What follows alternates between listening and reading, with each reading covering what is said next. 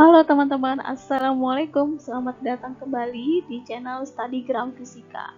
Hari ini aku mau melanjutkan pembahasan soal vektor kelas 10. Tapi sebelum kita bahas mengenai vektor, teman-teman yang suka dengan video ini bisa langsung di subscribe dan nyalakan loncengnya.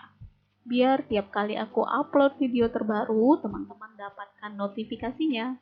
Terima kasih. Oke teman-teman, langsung aja ya kita bahas bagaimana cara menghitung resultan vektor dengan menggunakan metode analitik. Pada resultan vektor menggunakan analitik ini, vektor itu diuraikan menjadi komponen-komponen vektornya terhadap sumbu X dan sumbu Y. Misalkan teman-teman punya sebuah vektor A ya, membentuk sudut theta terhadap arah horizontal. Maka teman-teman bisa menguraikan si vektor A ini terhadap sumbu X ya dengan menarik garis putus-putus terhadap sumbu X. Ini kita misalkanlah AX. Jadi AX adalah komponen vektor A terhadap sumbu X ya. Kemudian teman-teman juga bisa tarik garis putus-putus lagi. Ini kita sebut dengan AY, komponen vektor A terhadap arah sumbu Y. Nah, nilai AX dan AY bisa kita cari dengan persamaan berikut ya. AX sama dengan A cos theta, AY sama dengan A sin theta. Nah, dari mana sih dapat persamaan AX sama dengan A cos theta? Ini sebenarnya bisa kita dapat dengan menggunakan rumus trigonometri ya. Dari gambar ini nih, kalau teman-teman mencari cos theta, nah di video sebelumnya kita udah belajar ya bagaimana cara menentukan trigonometri cos theta. Cos theta itu adalah samping sudut dibagi dengan sisi miring. Nah, kalau teman-teman perhatikan dari gambar ini theta, maka samping sudutnya adalah AX dan sisi miringnya adalah A ya. Maka kita bisa tuliskan cos theta itu adalah AX dibagi A ya, sehingga kalau teman-teman cari nilai AX maka sama dengan A cos theta ya. Sedangkan nilai AY bisa teman-teman cari dari hubungan sin theta. Untuk mencari resultannya, teman-teman tinggal menggunakan Pitagoras ya. Kalau metode analitik ini akar dari AX kuadrat ditambah AY kuadrat. Untuk arahnya, teman-teman bisa menggunakan trigonometri tangen theta. Tangen theta itu adalah depan sudut dibagi samping sudut ya. Depan bagi samping atau desa. Sudutnya di sini, maka depannya adalah AY ya, depan sudut ini adalah AY dan samping sudutnya adalah AX. Jadi tangen theta adalah AY per AX. Nah, untuk lebih jelasnya teman-teman bisa lihat contoh soal berikut. Perhatikan gambar berikut ini. Di sini kalau kita lihat ada sebuah vektor gaya F membentuk sudut 30 derajat ya.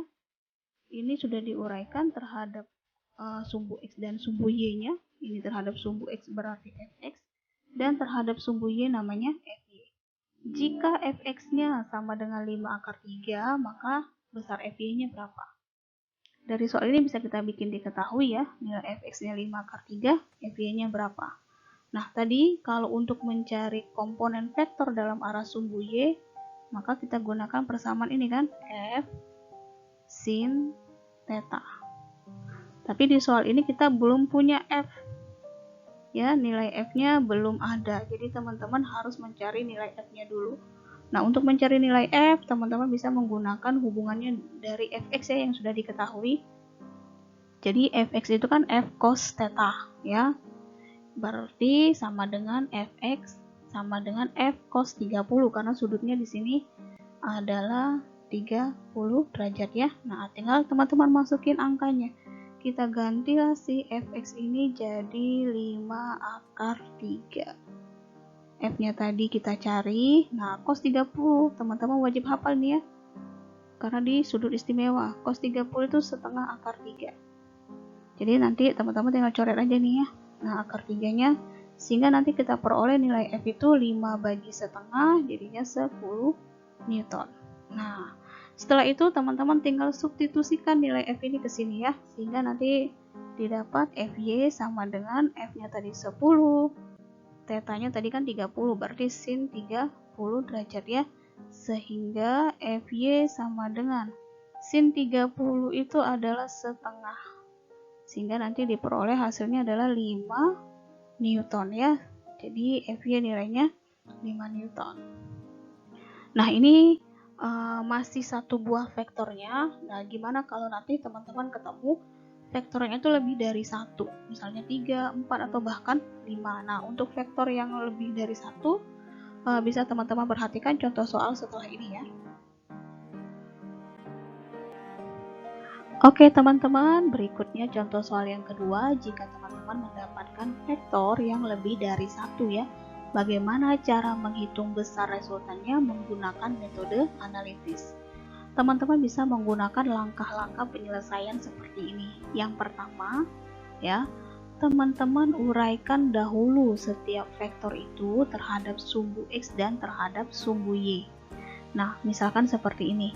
F1 ini nilainya 30/2, tapi teman-teman perhatikan, dia hanya berimpit dengan sumbu X saja.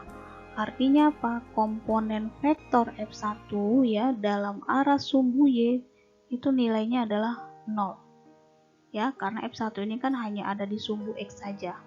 Untuk F2, nah untuk F2 dia membentuk sudut 45 derajat. Nah, ini bisa kita uraikan ya, baik terhadap sumbu X namanya F2X dan juga terhadap sumbu Y F2Y. Untuk F3 yang nilainya 30/2 ini, kalau teman-teman perhatikan posisinya hanya berada di sumbu Y saja. Sumbu X-nya nggak ada, ya nggak? Maka di sini teman-teman bisa tuliskan komponen vektor F3 dalam arah sumbu X. F3X-nya sama dengan 0. Ya. Nah, atau bisa seperti ini. Jika sebuah vektor itu tepat berimpit ya, tepat berimpit dengan sumbu X atau sumbu Y, teman-teman langsung memasukkan nilainya saja. Sudutnya diabaikan nggak apa-apa, ya. Yang kedua, teman-teman bisa mengambil sudut terhadap arah horizontal saja. Kenapa teman-teman hanya mengambil sudut terhadap horizontal? Misalkan nih, F2 ini sebenarnya sudutnya adalah 135 ya. Kalau kita hitung dari sini sampai sini, ini F2 ini sudutnya adalah 135 derajat. Nah, 135 derajat itu kan berada di kuadran kedua. Akan sangat sulit jika teman-teman tidak menghafal sudut yang lebih dari 90. Jadi ketika teman-teman hanya mengambil sudut dari arah horizontal, berarti seperti ini ya, 45 derajat.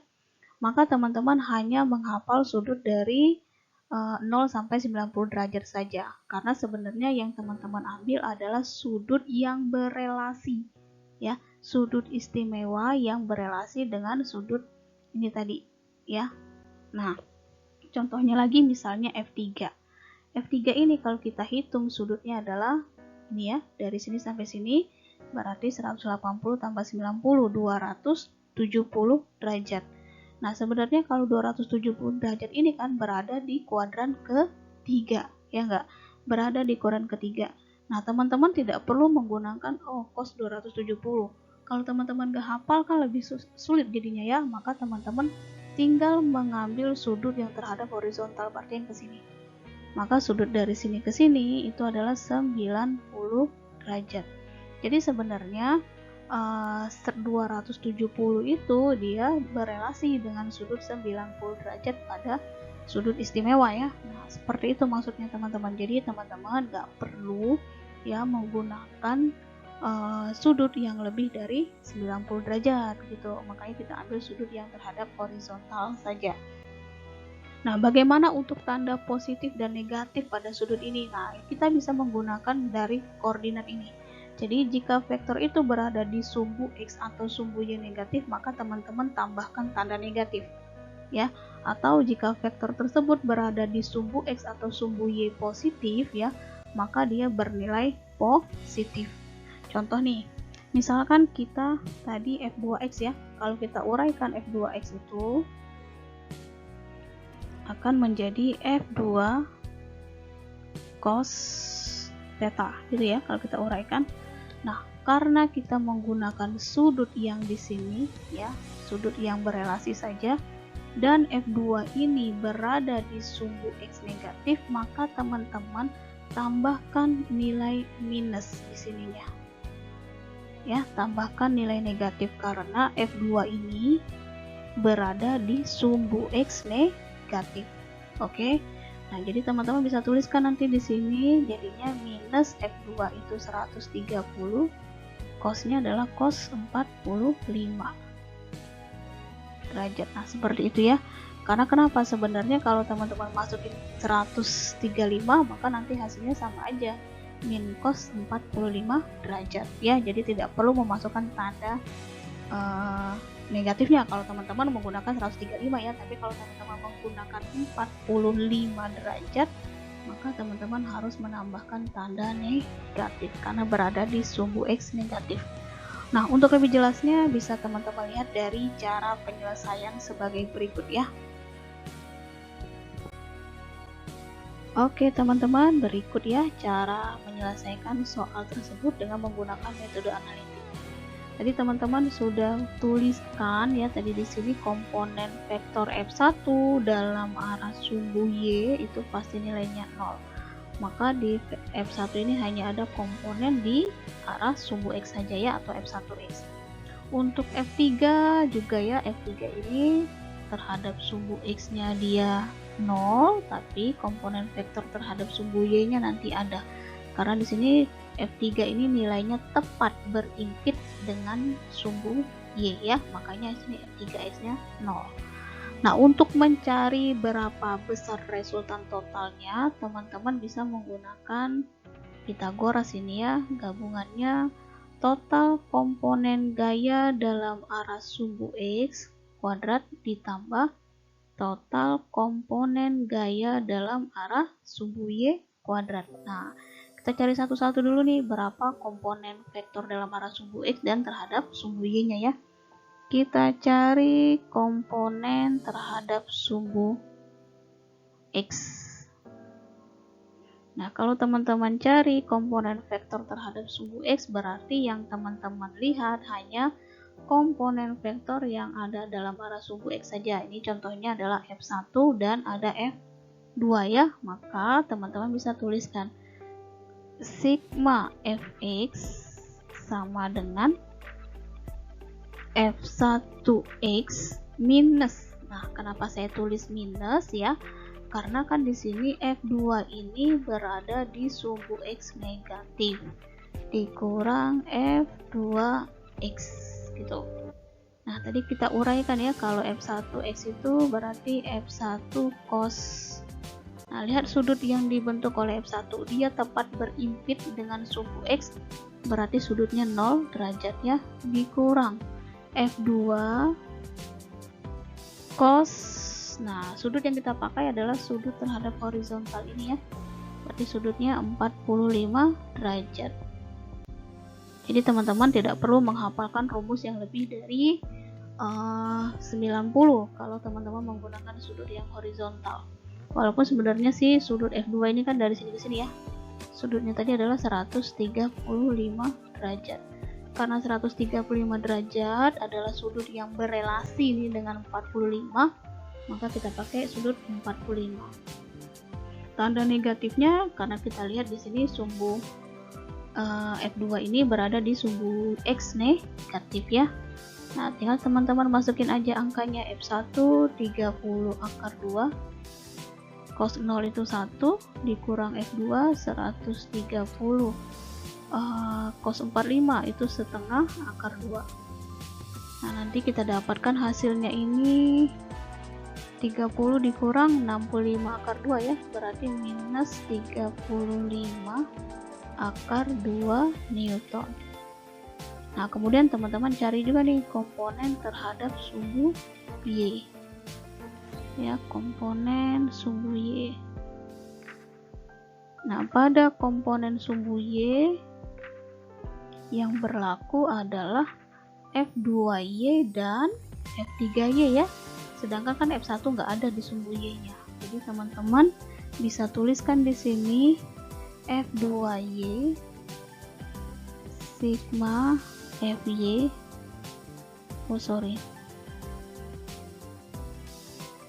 sigma Fy sama dengan F2Y ya. Di sini nilainya positif ya, karena F2Y ini dia berada di sumbu Y yang positif. Oke, dikurang F3Y. Nah, tanda minus pada F3 karena F3 ini dia berada di sumbu Y negatif ya, makanya kita tulis negatif. Nah, teman-teman tinggal masukin aja nih. F2 itu kalau kita uraikan F2Y, F2 sin theta ya. Sudut yang dibentuk oleh F2 tadi tetap kita pakai sama nih, 45 derajat. Dikurang F3Y, F3 sin. Nah, sudut yang dipakai pada F3 adalah sudut terhadap horizontal, berarti kita pakai dari sini ke sini ya. Maka dari sini ke sini sudutnya adalah 90 derajat. Walaupun sebenarnya sudut dari F3 ini keseluruhannya adalah 270 ya. Tapi karena 90 derajat berelasi dengan 270, teman-teman bisa tulis sin 90. Nah, untuk nilai negatifnya ya karena kita sudah menambahkan di awal ya, berada di sumbu Y negatif, makanya kita tulis negatif. Maka nilai dari F2 tadi adalah 130 sin 45 setengah akar 2 dikurang F3 30 akar 2 sin 90 itu 1 ya, sehingga nanti hasilnya 65 akar 2 dikurang 30 akar 2 ya, jadi hasilnya positif 35 akar 2 Newton. Nah, setelah teman-teman dapat komponen vektor dalam arah sumbu dan sumbu Y nya, maka tinggal masukkan ke rumus ini tadi, sehingga resultannya adalah akar dari sigma fx nya tadi minus 35 akar 2 kuadrat ditambah fy kuadratnya berarti 35 positif akar 2 kuadrat ya, sehingga nanti teman-teman ini mendapatkan hasilnya akar dari 4900. Hasilnya adalah 70 Newton. Nah, inilah cara menyelesaikan resultan vektor menggunakan metode analitis ya. Untuk lebih jago lagi nih, teman-teman bisa lihat soal berikut ini ya. Selanjutnya contoh soal yang ketiga nih ya. Andi memprediksi nilai resultan dua gaya berdasarkan sudut apit antara dua gaya tersebut. Dua gaya besarnya F dihubungkan sehingga menghasilkan resultan gaya. Nilai hasil resultan yang mungkin didapatkan Andi adalah, nah dari sini kita bisa bikin diketahui dulu ya, kalau ada dua buah vektor besarnya F. Misalkanlah F1, maka nilainya sama dengan nilai F2. Nilainya adalah F ya. Nah, yang perlu teman-teman ketahui, dua buah vektor itu bernilai paling tinggi ketika dia membentuk sudut 0 derajat. Kenapa? Karena ketika dia membentuk sudut 0 derajat, artinya dua buah vektor itu dia searah dan segaris ya, sehingga kemarin sudah pernah kita bahas ini ya, resultannya tinggal kita jumlahkan F1 ditambah F2, dan nilai resultan itu paling kecil kalau membentuk sudut 180 derajat. Karena ketika dia membentuk sudut 180 derajat, artinya dua buah vektor itu adalah segaris tapi berlawanan arah ya. Misalkan di sini F1, di sini F2-nya. Sehingga resultannya tinggal kita cari selisihnya ya. Nah, kenapa teman-teman kita menggunakan cara seperti ini ya? Karena nilai resultan itu yang mungkin ya didapatkan Andi itu nilainya itu di antara selisihnya sampai dengan resultannya. Artinya gini, nilai suatu resultan itu biasanya lebih besar atau sama dengan selisih dari kedua vektor tersebut, tapi lebih kecil atau sama dengan resultan vektor tersebut ya. Nah, kalau teman-teman cari nih ketika dia sudutnya 0 derajat, atau ketika dia searah ya, maka kan nilai vektor itu adalah F ditambah F ya, jadinya 2F. Sedangkan ketika dia membentuk sudut 180 derajat, maka tinggal kita buat selisihnya, F dikurang F, berarti jadinya 0. Maka nilai resultan yang mungkin didapatkan oleh si Andi nilainya lebih besar atau sama dengan 0, tapi lebih kecil atau sama dengan 2F ya. Nah, maka dari option jawabannya nilai yang mungkin ya, ini nilai mungkin adalah yang A, 2F ya, nggak mungkin lebih dari 2F. Ini nggak mungkin, ini juga, ini juga, ini juga. Begitu caranya ya teman-teman. Oke, selanjutnya ada contoh soal terakhir ya, contoh soal yang keempat. Baik teman-teman, kita lanjut ya ke contoh soal terakhir. Contoh soal keempat ini ada Ucok, dia berjalan 8 akar 3 meter ke barat, dilanjutkan dengan berjalan sejauh 8 meter ke arah utara. Lalu Ucok berbelok 30 derajat terhadap arah timur sejauh 16 meter. Maka resultan perjalanannya Ucok ini adalah berapa ya? Nah, di sini teman-teman bisa gambarkan dulu nih koordinat. Bukan koordinat sih, arah mata angin ya. Kita bisa buat arah mata angin dulu. Ini misalkanlah utara, ini selatan, ini barat, dan ini timur. Nah, teman-teman bisa gambarkan awalnya si Ucok ini kan berjalan ke arah barat, berarti ke arah sini ya, ke arah kiri, dia ke arah kiri. Kita gambarkan jadinya awal perjalanannya dia ke arah kiri. Ini sejauh 8 akar 3 meter. Kemudian si Ucok melanjutkan ke arah utara, berarti ke atas nih, ke atas sejauh 8 meter ya. Dilanjutkan ke arah timur ya, berbelok 30 derajat, tapi membentuk sudut ini ya, dia 30 derajat, kita gambarkan seperti ini. Nah, ini dia ya, jadi arahnya 30 derajat terhadap arah timur sejauh 16 meter. Resultan perjalanan Ucok ini bisa kita lihat dengan perpindahannya ya. Perpindahan itu kan adalah perubahan posisi akhir dan awal. Yang kita lihat adalah akhir dan awal gerak ya. Lihat di sini, awal gerak mulai dari sini, akhir geraknya mulai dari sini terakhirnya ya. Maka inilah resultan perjalanannya si Ucok tadi ya. Nah, ini tadi sisi ini kan sama tingginya sama ini ya. Maka ini 8 meter. Dan kita tinggal mencari gerak dari sini ke sini nih, panjangnya berapa.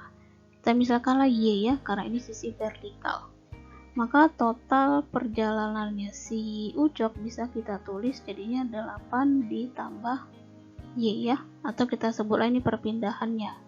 Delta X-nya Ucok atau resultan perjalanannya 8 ditambah Y. Nah, kita harus cari nilai Y itu aja ya. Untuk mencari nilai Y ini, teman-teman bisa menggunakan konsep trigonometri. Kan ini ada sudut 30 ya. Kita bisa uraikan nih. Nah, pakai sudut, kita bisa gunakan sin aja ya. Sin 30 misalnya dari sini. Sin 30 itu adalah depan sudut dibagi sisi miring ya. Oke, teman-teman kalau perhatikan gambarnya, ini sudutnya 30, maka di depannya kan ini, atau boleh ke sini juga boleh ya, sama aja berarti sisi tegaknya. Maka depan sudutnya Y, sisi miringnya apa ya, ini tadi panjang perjalanannya si Ucok tadi ya. Maka teman-teman bisa tuliskan nih, sin 30 itu sama dengan Y per 16 ya, Y per 16.